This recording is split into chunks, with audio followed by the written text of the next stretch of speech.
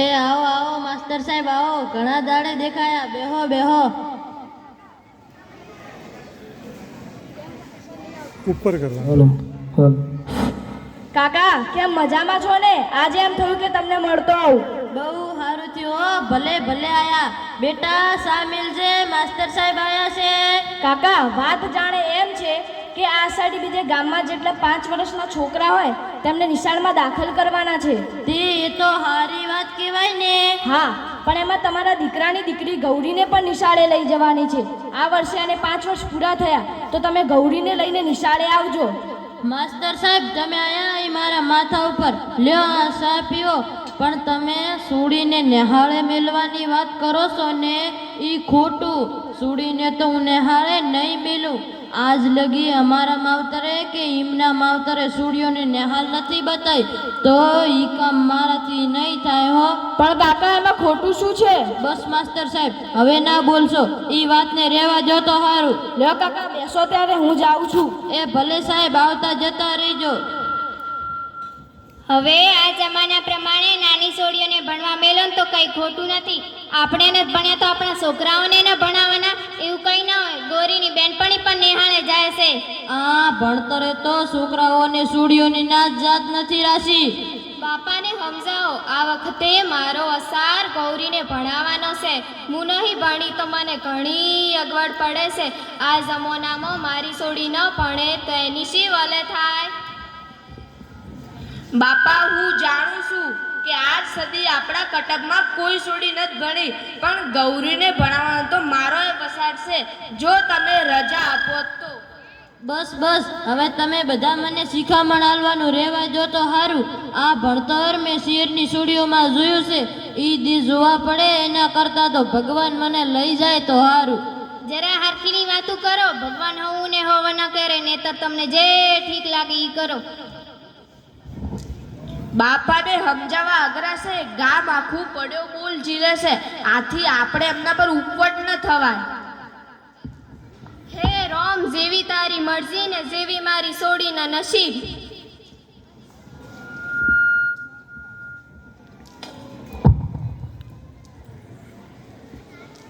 એ આવો આવો સાહેબ, આવો આવો આવો મોટા સાહેબ, આવો આવો સાહેબ. બેહો બેહો. આ જરા ખાટલાની પંગત ઢીલી થઈ ગઈ હતી તો હરખી કરતો હતો. કાકા આજે એક માંગણી લઈને આવ્યો છું. મને વિશ્વાસ છે કે તમે જરૂર પૂરી કરશો. બોલો બોલો. તમારે પોરાયા તે નેહાળમાં પોણીની ટોચી નથી બંધાવી? સોરા હારું કોઈ બીજી અગવડ હોય તો કહો અમને, અમે અમારી વગ પ્રમાણે તમને ટેકો કરીશું. કાકા એ તો તમે અને ગામે ઘણું આપ્યું છે, પણ જેના માટે આ સગવડ ઊભી કરી છે તે બાળકો જોઈએ છે. તે છોકરા તો ગામમાંથી ઘણાય આવે છે ને. છોકરા તો ઘણા આવે છે, પણ છોકરીઓ ભણવા નથી આવતી. ગામ આખું તમને મોભી માને છે. તમારી એક અવાજે આખું ગામ ઊભું રહે છે. જો તમે આજે આ ગૌરીને નિશાળે ભણવા મોકલશો ને તો આખા ગામની છોકરીઓ ભણવા આવે એમ છે. એ તો આ સાહેબ પણ કહેતા હતા. હા કાકા, જો તમે ગૌરીને ભણવા મોકલશો તો આખા ગામની છોકરીઓ ભણવા આવે એમ છે. છોકરીઓને ભણાઈને શું કરવાનું? એને તો ઘરનું કામ જ કરવાનું હોય. મર્યાદામાં જીવે તો બાપનું નામ કાઢે. આ ભણતર તો મારું ખોરડું વગોવશે. ના કાકા ના, ખોરડાની તો કીર્તિ વધે, આબરૂ વધે, ગુણ તો એના વારસામાં જ હોય છે. ભણતરથી ઓછું કંઈ માણસ બગડે. તમારા જેવા દાદાના સંસ્કાર પડેલા હોય અને જો આ દીકરી ભણે તો સોનામાં સુગંધ ફળે. આજ સુધી જે વાતનો ચીલો નથી પડ્યો એ મારે પાડવાનો. એ જ મોટી વાત છે. સારી વાતનો ચીલો પાડવો એ ગૌરવ લેવા જેવી વાત કહેવાય કાકા. છોકરા ભણે એટલું ઓછું છે? છોડીઓને ક્યાં નોકરી ફોકરી કરવી છે? પરંતુ કાકા હવે તો બધા છોકરા ભણે છે, તો છોકરીઓને શું કામ અભણ રાખવી? હવે તો સગાઈ સંબંધમાં પણ ભણતર જોવામાં આવે છે. જે વાત તમારા જમાનામાં નામદાર ગણાતી હતી ને, એ વાત આજે છોકરાના હિતમાં નથી. રામ રામ, કેવો જમાનો આવ્યો છે. 2 ટંગ રોટલા ઘડે, ઘરનું કામ કરે, મર્યાદામાં જીવે.